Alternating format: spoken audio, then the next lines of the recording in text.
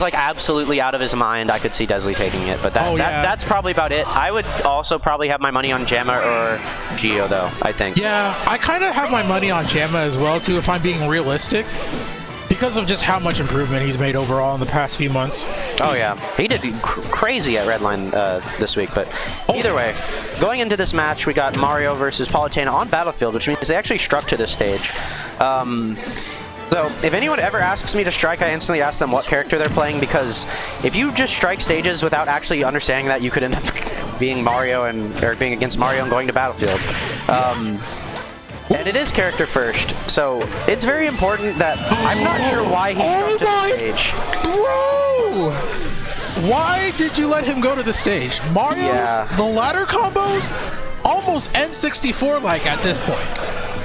Absolutely, it's almost like he just takes him all the way up there and kills him, and there's nothing he can do.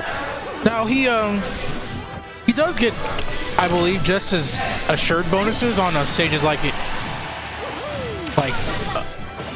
what is it? Smashville, yeah. So he still has like a lot of smaller stages that he can still take you off the top with, but that back air gonna even things up real quick. On any stage but FD, Mario can take you off the top if there is a platform. But just the top platform of Battlefield, like right here, if he gets a reset, that would be dead. Like if he hit that up air, that was it. Oh my god, and that forward air, not killing, but LordKing gonna get the early percent. Yeah, definitely impeccable DI from LordKing. Barely landed out of the range of that forward smash. Okay, looking for the edge guard or the ledge trap setup. Yeah, LordKing fighting his way out of this corner using these fares, stuffing out a lot of Mario's much relatively smaller hitboxes compared to Palutena. Oh, and barely misses that recovery. Unfortunate. And now he's got quite the deficit here. Yeah. Apollo definitely not a bad character to make a comeback on. 100%. She's got a lot of really great tools to surmount this lead.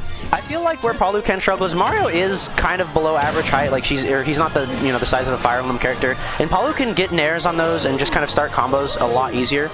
Mario, due to his small size and especially his use of rising upper or something like that, he can stuff out Palu, and that's not something most characters can do. All right, not dead yet.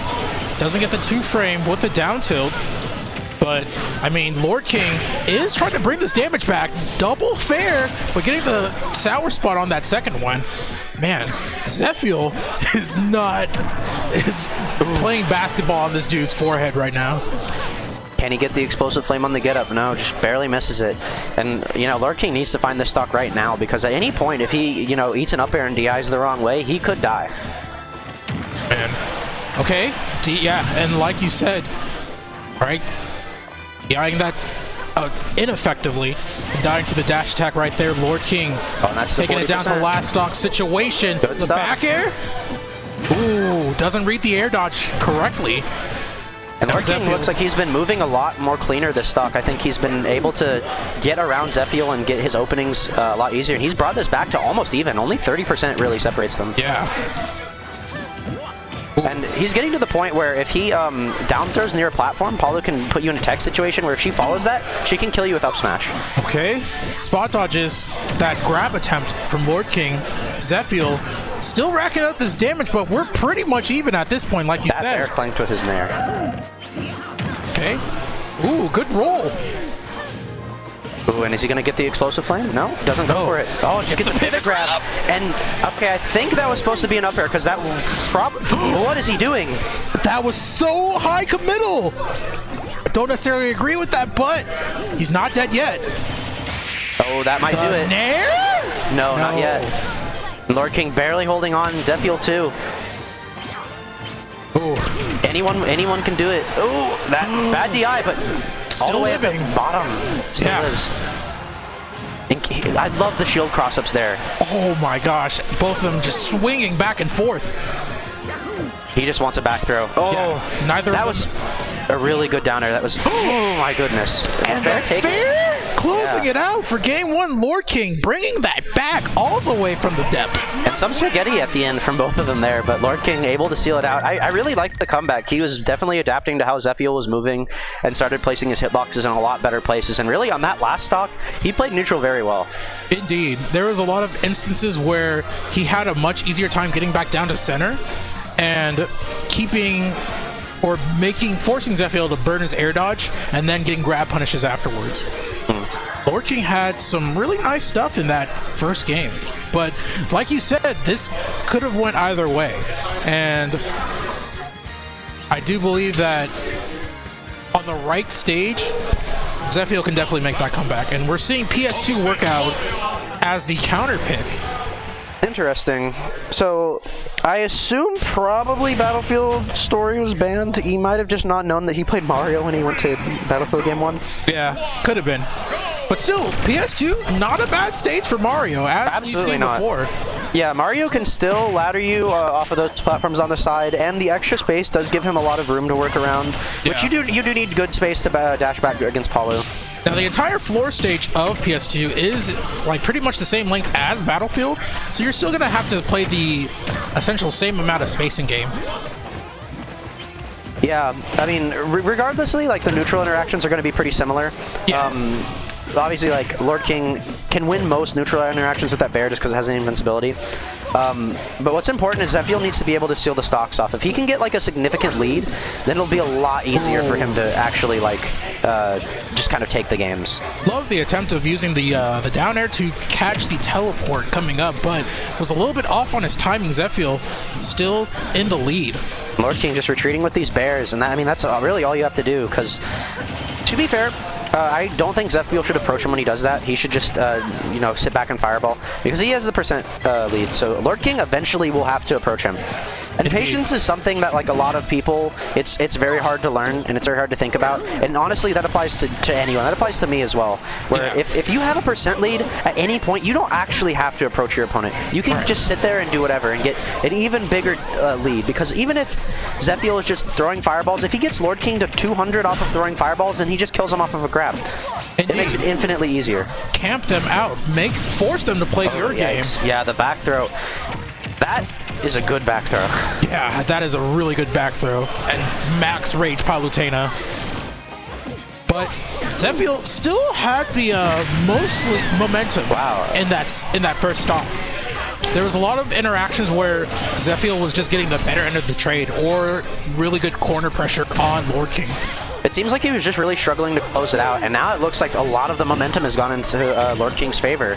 I feel like that's definitely, you know, losing your stock like that can be tilting. Like, being, you know, up super hard, like how he was game 1 and at the start of game 2, and then just suddenly losing it all can be really hard to deal with mentally sometimes. And now we're seeing him just miss crucial follow-ups in order for Mario to get his bread and butter combo started. And LordKing is just kind of running away with this set now, and he's barely taken any percent on his second stock, and Zephiel is almost dead. Almost, but not quite just yet. If he can get one good interaction. He needs to delay that like very slightly, and then he'll jump into it. Down throw into forward air. No kill just yet for LordKing. But the back air is going to do it, and he's only at 28. My God, LordKing has made such great adaptations in this set so far. Absolutely. Yeah, a lot of times he was just playing from behind and, like you said earlier, just maintained his composure and just not really pressed his advantage too much. And LordKing has played some Smash 4, so that's definitely like the mark of a seasoned player. Even if you're not like amazing at the game, nerves and stuff like that just go away after a while. Right. So that's really just shows to his level of like how long he's been playing. But that ledge trump bear, pretty good, but actually not going to kill. Interesting. That was effective DI from LordKing, or just not enough rage yet for Mario. And now, really, honestly, what LordKing should do, yes, just run back, get auto reticle, get explosive flame, make him approach your aerials that have no lag and are invincible. Like, that is what Paulo needs to do, is just run away and get as big of a lead as you can, so on your next stop, you can just do whatever. Yeah, in some instances, though, it's kind of like a double-edged sword, because, yes, you can zone with Paulo very effectively, but once they weave around your projectiles, you're essentially in the corner, having to deal with them up close. And it's not, but I do think that it's not too far off for Palutena to be able to box with Mario. And he's evened this up, like, just in one combo. Like, he's in advantage now. And if he had that read, that would have probably been LordKing's stock. It would have. It seems like Zephiel has been running it back. You know, signs of life really been showing in this last stock. Yeah. Definitely does not want to be sent to losers early. We are relatively even at this point. No back air to follow up off of the down tilt. And LordKing catching the roll. I did not know that worked like that. Oh, it caught the first active hit of it, which was really nice. Okay. Oh, and that might be it. Yeah, and LordKing gonna take it 2-0, but definitely showing up Zephiel. Zephiel was there, man. Absolutely, LordKing did not get that for free. Yeah, his getting out of disadvantage was really good in the scenarios. He was either like going low underneath the stage, trying to upbeat to a point where he couldn't effectively damage him, so he had to go for like 2 frames with down tilt, or he just outright used the reflector to invalidate a lot of LordKing's advantage state. Yeah, I'm actually really surprised that you can reflect the explosive flame, because it's not like... You've never seen that before? No, it's not like a traditional projectile. I would have assumed it would have just hit him anyways, because he's still like inside it. If you parry the first hit, you can like just tap also, and it auto parries all of the multi-hits for it as well too. I knew that, but like, I don't like... I'm surprised that just him reflecting it like actually made it his. Yeah. Like, I'm surprised it works like that. Right. No, it yeah, definitely still counts as one of those active projectiles that are just like not necessarily energy, but more so like you can't. I don't know if you can absorb it with Game & Watch's bucket or not. I don't believe so, but you can reflect it. Either way, someone will correct me in the chat. I don't want to spread misinformation or anything, so don't quote me on that.